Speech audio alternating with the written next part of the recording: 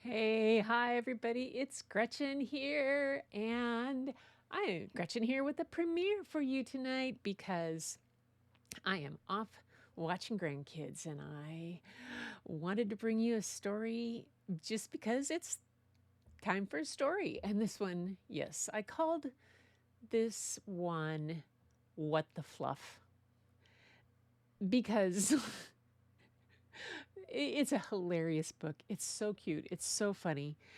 And I'm going to do, it's going to get its own time. It's just one story.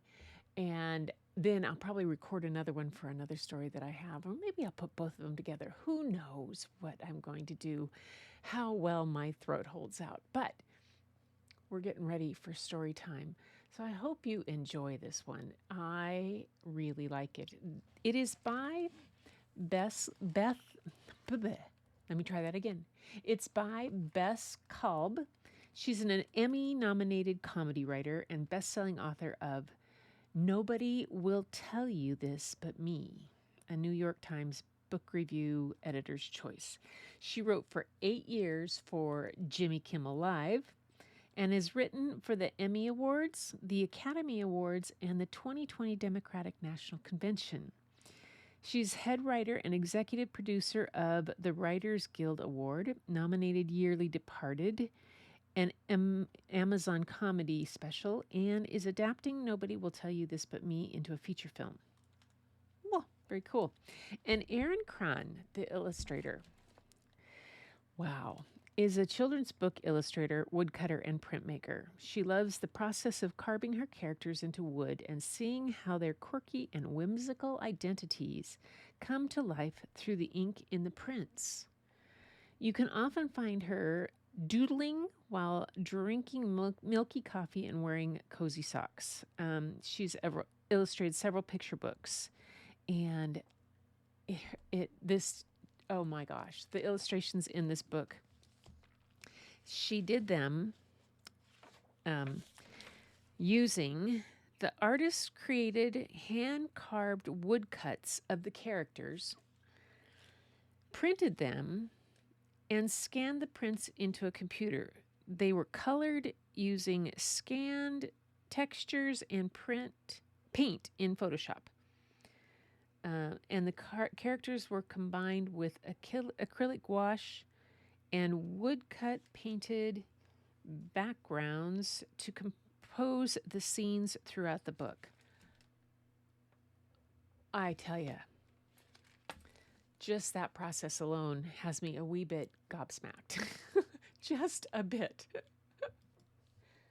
Yeah, I mean, the amount of work that went into doing the illustrations for this book. Oh, and it's hilarious. It's so funny. And it's called Buffalo Fluffalo.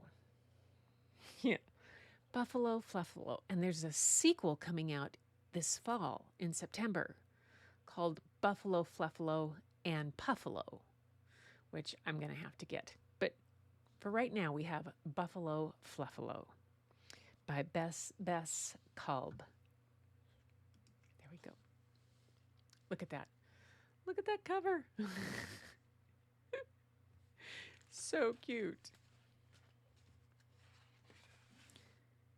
Very darling. Buffalo Fluffalo.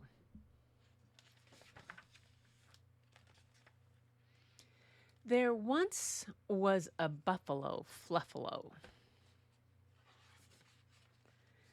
a snuffalo, cruffalo, surly old buffalo who was ever so snarly and gnarly and tuffalo.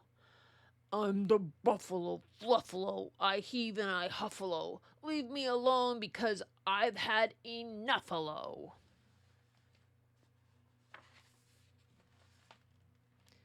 One day, when old Fluff was especially miffed, a hammy old ram clomped up with a gift. I noticed you like to nap in the shade, so here's a big floppy wool hat that I made.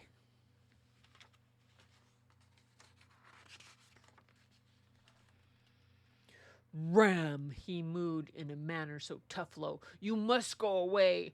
I must rebuffalo. I don't need your rammy old hammy old help. It makes me want to stammer and yammer and yelp. And the ram slunk away with his warm woolly stuffalo, and old Mr. Buffalo snarled and snuffaloed. I'm the buffalo fluffalo, I heave and I huffalo. Leave me alone because I've had enough-alo.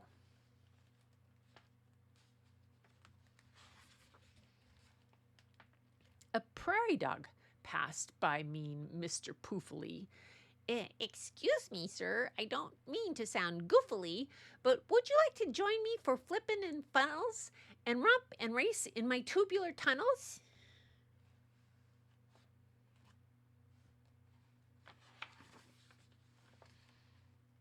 Silly old weasel, cried Buffalo Fluffalo. I can't play in your tunnels on account of my puffalo.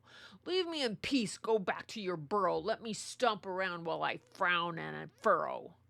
I'm the buffalo fluffalo, I heave and I huffalo. Leave me alone because I've had enough-alo.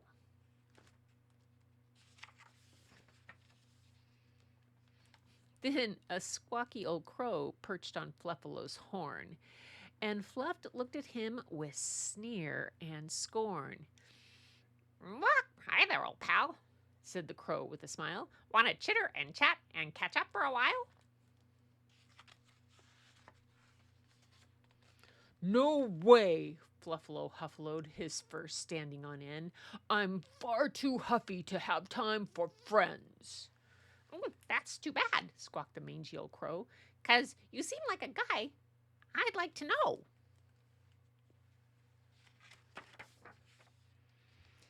And just as Fluffalo reared up to shout, a dark, doomy cloud blocked the sun out.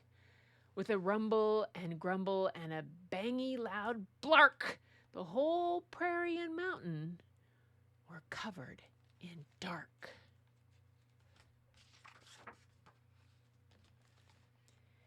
And then, with one final thundery, blundery bloop, the humpiest, heaviest cloud opened up, and down came the rain with a splash and a spluffalo right on the head of old Buffalo Fluffalo.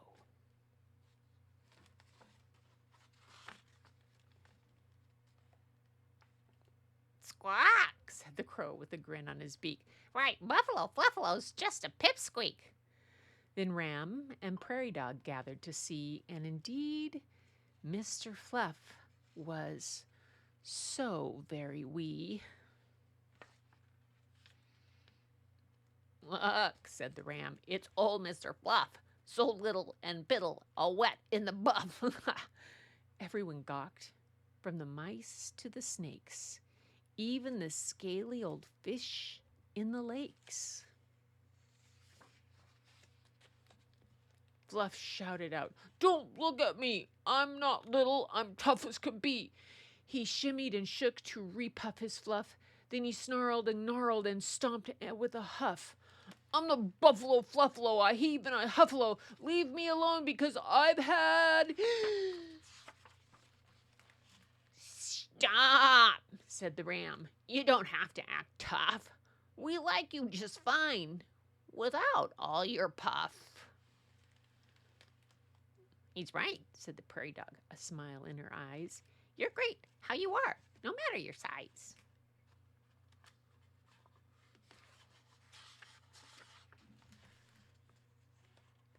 I am, sniffed the buffalo, who wasn't so fluffalo.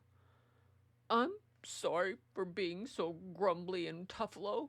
Without my fluff, I'm tiny and missable. No, cawed the crow. You're hugly and snugly kissable.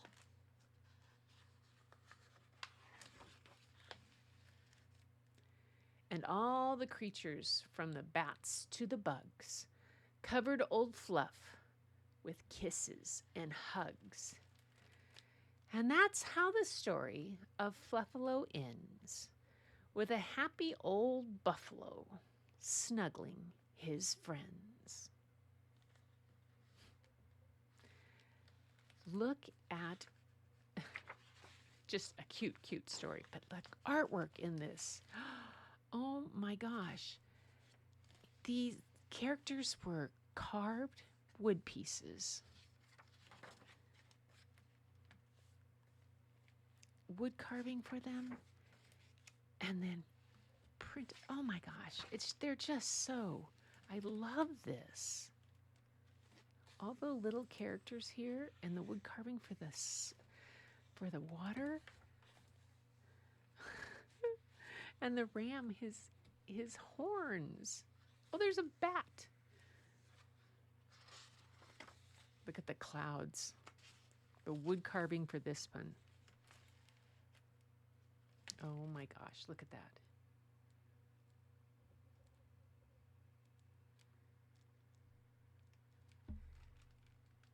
Oh my goodness.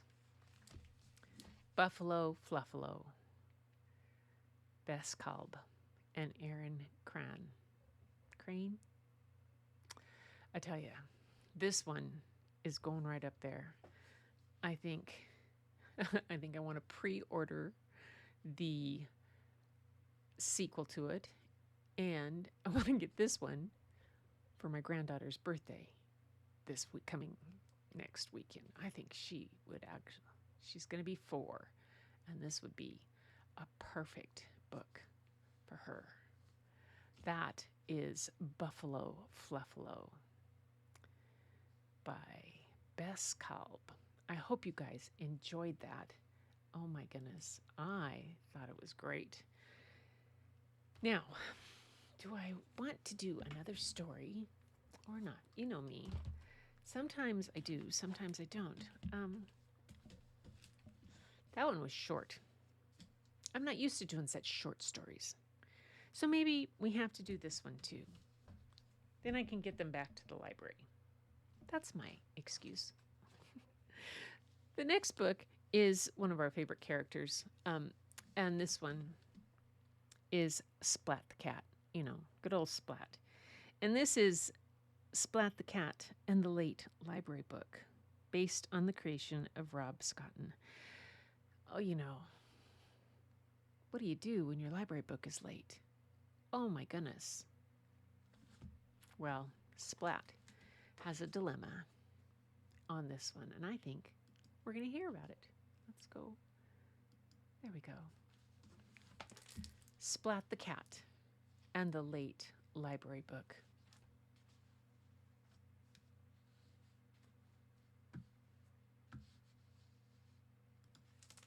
Here, got it a little closer for you. Splat the Cat and the Late Library Book.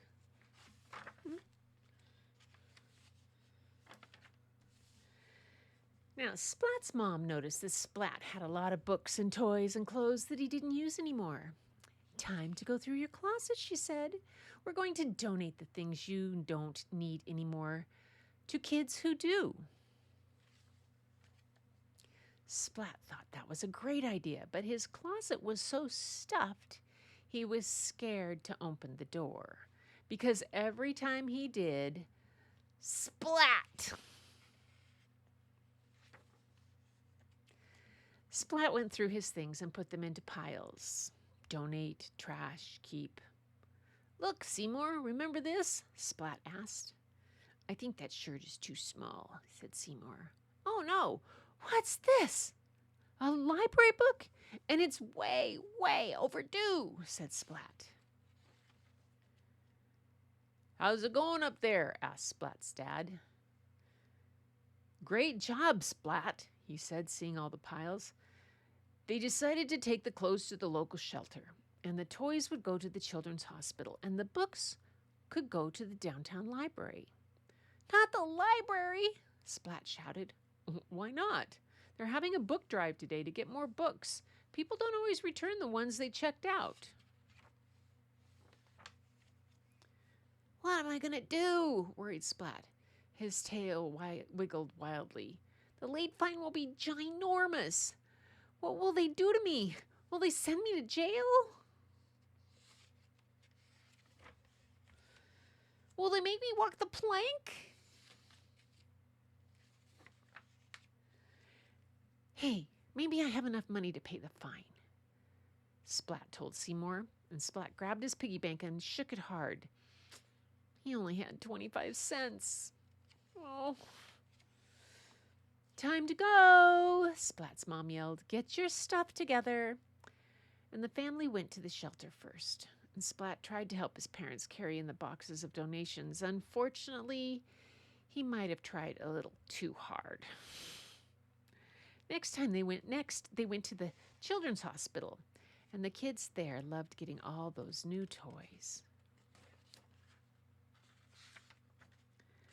The last stop was the library. Splat was scared. Mrs. Sardino, the librarian, met them at the door. Oh, thank you so much for your donation, she said, looking over all the boxes. Splat, it looks like a lot of these books are yours. And Splat nodded. It must be hard to give away all those books. I know, I hate to give up my books, even if I haven't read them in ages. Splat started to sweat. I have a whole room in my house filled with books. Some of them I've had since I was your age. I should probably make a donation myself, she said with a laugh. And that was all Splat could take. I did it, Splat confessed. My library book is way overdue. I didn't mean to. I just loved the book so much I didn't want to return it. And I loved it so much that I hid it in my closet. And then I forgot that I did it. And I hid it in it. And then I forgot that I hid it. And it's like a million years overdue. And I'm really, really sorry. And if you're going to send me to jail or make me walk the plank, that's okay, Splat cried. I deserve it. Splat? Mrs. Sardino said. It's only a week overdue. You owe 25 cents. Seriously? Splat said, reaching into his pocket. Oops. That's okay, said Mrs. Sardino, smiling. This time I think we can let it go. Besides, your generous donation more than makes up for it. And that is Splat the Cat and the Late Library Book. Yeah. Good old Splat. He's always fun. He's always fun. So that's what I felt like doing tonight. I'm having some fun with my grandkids. Maybe I'm in the chat with you. I hope I make it. But if not, I hope you enjoyed these books. And if you're coming in at another time, I hope you share this with somebody who likes art, who likes children's literature, or you know someone who just might like to listen to a good story once in a while. And if you do, join me anytime. I'm live usually on Sunday nights and Thursday nights for story time and story and art. And I share some of my favorite children's picture books, because the thing about picture books is they're not just for children. They're for all of us.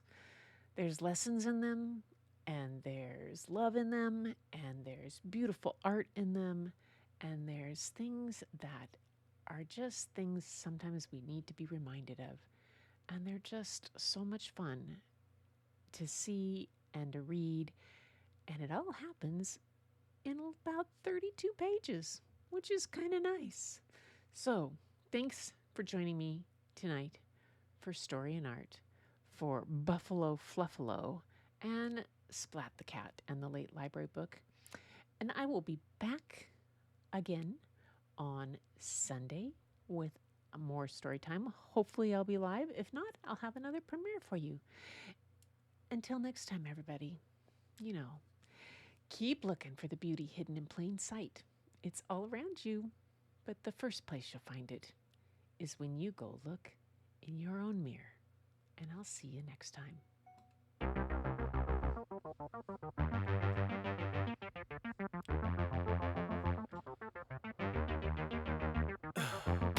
In the heat of the night, We could get lost in all the lights and sounds. Feel alright. We won't go home. We will just stay here downtown. There's not just stars on the boulevard. They're in the light in your eyes. Oh, we don't need no black cards. I just need you by my side. We could be shameless.